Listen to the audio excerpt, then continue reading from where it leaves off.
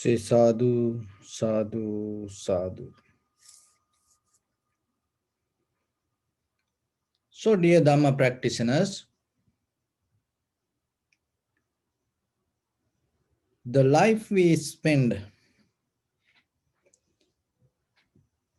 and mostly we spend the time with the memory or the thoughts. And at the same time, underneath these thoughts, time, little by little, eating your life, overtaking your life, and which you cannot get back. You cannot claim it back. So this is a kind of like a one-way journey. And through this journey, the moment we live, we filled with memory. So life is kind of like a full of memory, and we addicted to memory. And the memory, when the memory start to repeat again and again, it become like a habit. So the habits are kind of like a cable. It's kind of like a many parts or the threads. So many wires come together and tied together, and that tightness, and then you feel it's kind of like a one thing. When it comes to a cable, you don't feel it kind of like a separate wires.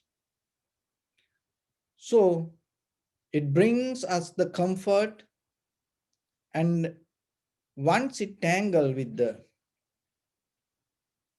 life, it is very difficult to untangle. So once our habits become comfortable for us, we take it as our reality. But if you look very carefully, when it comes to the bottom of your life, it is just thoughts or the ideas, and we just go with that. To whom belong these ideas?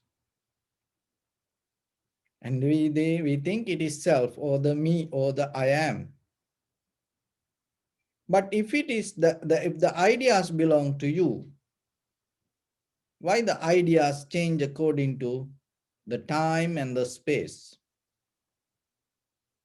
So when it comes to that the surface level of this conventional life, remember life is material. That's why it has patterns. If you look very carefully, all the material things that we use, each and everything hold a pattern.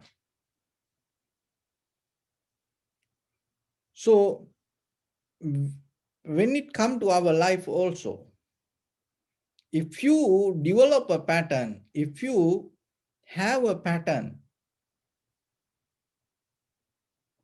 look very carefully and then you will see you belong to these patterns. And sometimes we think that we are the one who build up that patterns and I can change it whenever I want.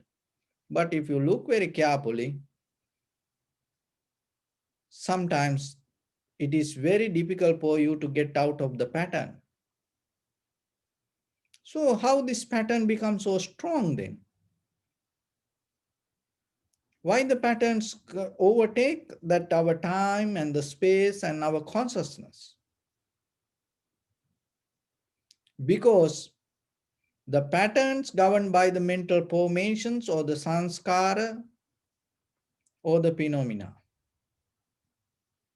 So that is the one of the most important thing that we have to look very carefully and recognize. When it comes to a moment of experience, when it, as example, when you try to observe something in the present moment, what happening, whatever related to our past, start to reflect on us. So mostly if you don't have very sharp, clear mind, you cannot recognize it as a reflection. You take it as you. It's same like when you look at the mirror. You mostly look at the reflection as you. You don't think about this is my reflection. So same thing happening in day-to-day life. So through meditation, we create a gap in between your experience and the reflection. Once you able to find the gap in between the experience and the reflection, in that gap, you develop the awareness or the clarity or understanding or the wisdom. But creating a gap is very difficult, because to create that gap, you have to be that in the same time, you have to go with the timeline. If you become late or if you become quick and so fast, you cannot do it. Then finding the rhythm of this timing is very important. So when it comes to your head to toes, your entire body, follow the vibration. So there is a rhythm in this vibration. That rhythm means what? Your deeper electron, neutron, and proton govern and have the communication with the time. So example, heart. How about the if it is not at the same rhythm or that natural rhythm, if it is high, what will happen? Or if it low, what will happen?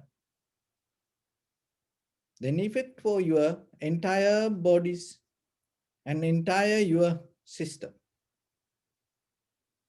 So when you observe the inhalation, exhalation, what is happening, and slowly you start to find the gap in between the reflection and the experience. So that is the tranquility state trying to take you to a moment to experience the samadhi. So when it comes to samadhi, you touch the reality without reflecting the past. So when you observe the inhalation, exhalation, and you start to allow to settle down your breathing as it is. Once the breathing settle down, what will happen? Your mind start to follow that rhythm. So once the mind and the breathing start to settle down to the same rhythm, what happening? Your entire body start to accept that and follow that rhythm. So this is very necessary when it comes to tranquilizing the mind. Because that when you cannot tackle the time at the moment, whatever you experience, and then what happening, in that moment you create something else. That is where the hopes or the dreams, desires arise. So then in yourself, when you experience something, and remember, it is very important to be aware the speed that you react to the situations. So that's why I'd say learn to slow down. Because when you slow down, you able to recognize, you able to feel the timing. So when you observe deeply the inhalation exhalation, the rhythm of the inhalation exhalation take you to deeper understanding that the moment of experience, how related with the timing. And when you able to recognize that, in that very moment, you can develop the equanimity. So the equanimity means you don't react in any ways. It's like you don't take any moment as pleasant or unpleasant, good or bad. So this related to the timing. That is what we missing. Because mostly when it come to our perception in day-to-day life, we missing the timeline in this conventional level of experience. Remember that once you missing the timeline, you belong to samsara. You cannot recognize. So when you come to the tranquility state, what is happening? You able to catch the, the real timing. So that is very important. Because mostly, even what we hear, what we smell, what we taste, what we feel, and sometimes we react to our past, not to the real timing. But if you able to get into the real timing, that is the moment you experience it. But mostly what we does, without experiencing, we reacting to the situations. We react to our past. So what even in this very moment, when you hear this, if your thoughts come to middle and start to deal with what you hear and your consciousness, in between that you create a space and you cannot get the real timing. So then always remember, mostly that the very nature of the conventional life, we living in the past. So moment by moment, even in day-to-day life, with the very simple things, we living in the past and we living in another moment. Even when you have a tea, when you are eating, when you watching TV, and when you have a conversation, when you're driving, mostly we addicted to living in another moment. But through the tranquility meditation, what we does is slowly you bring to the real timing, the real moment of the happening. So that is the beginning point of wisdom. Remember, you cannot understand the Dharma reflecting the past or the future. You can just catch a general knowledge, but getting to the real understanding, you have to come to the present moment. The beauty of the present moment, there is no view. You cannot get into a view thinking about this is good, this is bad, this is right, this is wrong, like that way. Because why? Because the moment, in that very moment, you are experiencing the perception. So that itself bringing you a understanding or the wisdom. So that is very necessary. Once you have it, then what is happening? It physically, mentally make you very comfortable. Why? Because naturally, now your mind, your entire system, being, very being itself, connected to the timing. When you disconnect from the timing, what happening? You have to put some extra effort, or mentally you have the current that you developed, and which we call the stress, anxiety, depression. So this kind of situations come. So, and mostly people think that when we practice meditation, you become healthy. So this is how it is happening. Why? Because entire your system related to the rhythm or the vibration, that's mean timing. So once you detached from the past or the future reflection of our own thoughts, naturally mind able to connect to the real timing. Once the mind become connected to the real timing, it become very comfortable. And that comfort affect to your body. And once the body and mind become comfortable, that comfort affect to your awareness. And once the body and mind balance and at the same timing, and in that moment, whatever the awareness becomes stronger and clear. Once you have that clarity, and then you can develop the meditation little by little, little by little. But when it come to get into this real timing, remember, it is just not only the sitting and practicing. You have to understand it in day-to-day life, how you can start that. So the one of the exercise, when you have to do something, just start to do it, and do it as much as you can. Do your best and bring your fully attention and bring your maximum strength and bring the fully the strength and the attention, and then you will see in that very moment that you develop you start to get into the timing. Once you detach from the reflection or the past, it make you more comfortable, relax. So whatever you do, start to practice yourself and do some little experiment.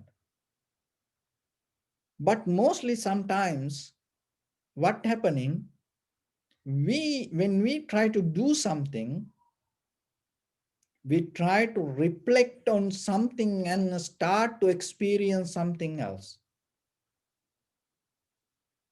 And even you watching a movie or drama or television, or even you watching a Dharma talk, or you reading a book, and mostly what happening, maybe related to that incident, there is kind of deeply inside you, there are a lot of things reflecting. But try to practice yourself a little bit. Even when you talk to somebody, when you be with someone or doing something, just 100% try to be completely be in that very moment and do your best consciously. And that is an exercise you will experience the real timing, how you can catch the timing. Sometimes in the beginning, it is very difficult for you. Why? Because we had a habit to not to be in the real timing. Now you try to catch it. So that's why you feel it is more uncomfortable. But if you keep practice little by little, little by little, little by little, there is a moment come, you just get into the flow. So once you get into the real timing of the experience or whatever you're doing, that is what this is called the flow. Once you are in the flow, you detach from the depression, anxiety, any fear, unsatisfaction, so like that. But being in the flow doesn't mean it's going to bring you the real wisdom. So the flow is a kind of like the real catching the timeline is entering to the path of the wisdom. Our purpose is not just staying there. So once you get into that, what you have to do? So once you get into that, rather than looking outside and go with the experience, and you have to start to observe that inside what you experiencing and how you experiencing this moment. When you start to look inside you, you start to recognize form, feeling, sensation, formations, and the recognition. And then you will see moment by moment, following that timeline, your feelings change, sensations change, and the formations change, and even the understanding or the recognition or the awareness change. So that is one way that you can access to the vipassana. But mostly we don't aware about this timing. Look, if that we think the watch is kind of like a very physical thing. But the beginning of the watch, the people introduce the watch not just to have this conventional comfort. It begins with the spiritual realization. It's begin with the understanding of the life. That's how from the beginning in the ancient time people used to follow the timing. But today what happened? The clock became very physical and the clock became very material. The time became a part of the name and the form. Once the time became part of the name and the form, it became very conventional. So beyond that, we cannot see. So as you know, when you look at the history of this human existence, when the people able to recognize the timing and count the timing and follow the timing, and it developed their wisdom. It developed their wisdom. And when you look at the Buddha's lifestyle, very physical character, that everything related, all the spiritual things related to the timing. Why? Because it naturally in the flow. So you also have that kind of pattern in you. But the thing is, you didn't able to connect to this real timing. You mostly, your mental formations or your ideas, your habits, what happening, it always detach you from the present moment and you living in somewhere else. So because of that, what is happening? We have this all the unhappiness, sadness, worry, fear, unsatisfaction, stress, anxiety, depression, so like that. And that is one reason to become unhealthy also. So through all the medicine, what it does to our physical body, it tunes again to that natural rhythm, timing. So even when you practice the yoga, so like that exercise, what happening? It start to tune your bio clock to work to the natural flow. Even dancing, singing, this kind of people have different sports. People try to get into that.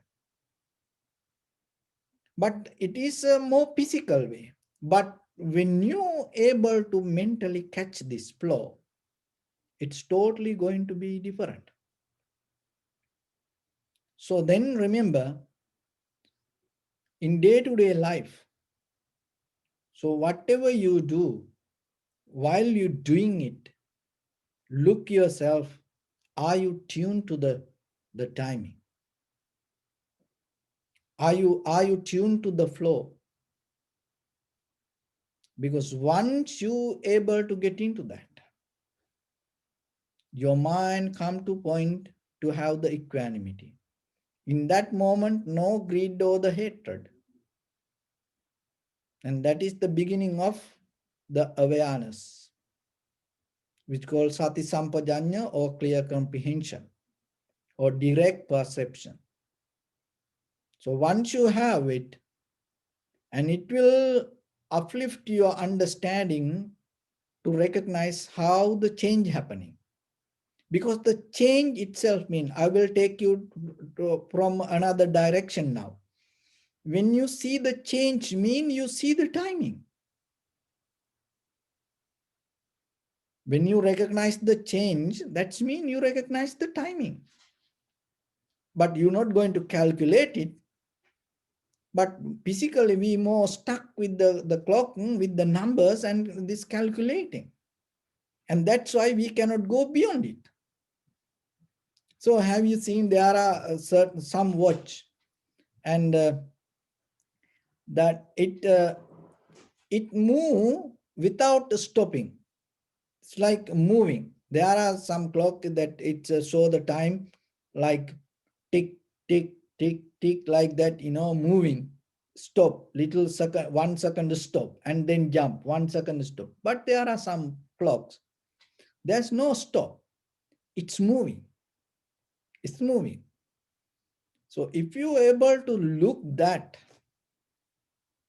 you will catch the same rhythm that you go with your own body also. So in day-to-day life, when it comes to your experience, remember, and when other people, when mostly, when you are and when other people angry, sad, worried, disappointed, keep in your mind, they are in a different timeline. So what you have to do as a help, if you want to really help them, you try to bring them to the real moment. That's why you sometimes, tap to the shoulders, and maybe touching the head. So that touch, bringing them to the present moment, and then they feel so good. And giving a hug, it's physical, because physically you get connected. Then they come to the moment. That feelings start to bring them back and break it down from the sadness, worry, disappointment, related, whatever that keep tangling to the past. So then they feel good. So that, because when you are in the flow, you feel good. So through the meditation, what we does, mentally you get into the flow. And then once you are in the flow, your awareness becomes sharp and clear, sharp and clear. So then when it comes to vipassana, you start to observe rather than the whatever the flow or wherever the flow take us, rather than the direction that we go, we start to observe the very happening in that very moment and the experience with this flow. So it is kind of like without a sharp mind, it is very difficult. It's like having a bird eye view regarding your own process, and your own consciousness, watch yourself. And then you see in your head to toes, each and everything on this flow. And once you're able to recognize that, you naturally come to understanding how the moment of impermanent. And once you recognize that, there's nothing to hold, because you are in the flow and you go with the flow. In that very moment, there's no, you have collective memory. Then there's nothing to let go. Once you become free from your memory, then your awareness become more sharper and more clear, more sharper and more clear. In that very moment, you will experience this name and form just tangling with the time and just dancing. That is what we call self. There is nothing else. But this dance not going to happen every day. One day it going to over. So that is what we call death. So then what happened in the, if you're not able to recognize it very clearly, if you believe this name and form dancing with the time, if you believe this is as a self, what will happen? You find another stage to keep that dancing. And then you keep going, keep going, keep going. Stage to stage, stay place to place, theater to theater. You keep dancing, you keep acting. There is no end. But the end is in this very moment. Look very carefully in this very moment what you experience. In that experience, in that very moment, drop it there and go to the next moment. And you will see it's completely become new. Drop this here and go to the next moment. So whatever the conversation or whatever the experience, physical experience, material, have it. It is better that you have it, but at the same time, learn to drop it there. Don't take it with you. So try to do it. When you go and eat somewhere, you eat it. But don't try to, after you eat, don't try to take it, the whatever left over. Keep it there. But you have many reasons why we have to do that way. Of course, that materially, physically, conventionally, it is okay to do it. You have many reasons to make it right. But if you really, that if you want to add your lifestyle to your liberation, moment by moment, keep that liberation within yourself. So whatever you've done, keep it there, leave that time with you. And leave it there and move forward. Then you are in the flow. So what we does, we go to a place and eat, and then once you have some leftover, then you take it with you to the next day. So then you start to reminding that yesterday, and you start to eat. You're not having it. You're not eating. You eat your past. And even that when you pack that leftover, I want to take it. Just when you're thinking, after you finish your eating, you already ate it for tomorrow. Try to think about it. It is very deep to understand a little bit. So you go to a place, or you do something, or you want to eat something, and then maybe you go to work tomorrow. You need a lunch. So you think, oh, I will eat this for tomorrow lunch. In that very moment, you already overtake the tomorrow timing. You already ate that lunch in your mind. You passed the timeline. You done it. Then what happening? You take it and you keep it with you whole day, and next day you go to office and you eat it, thinking you having lunch. No, you yesterday already had it.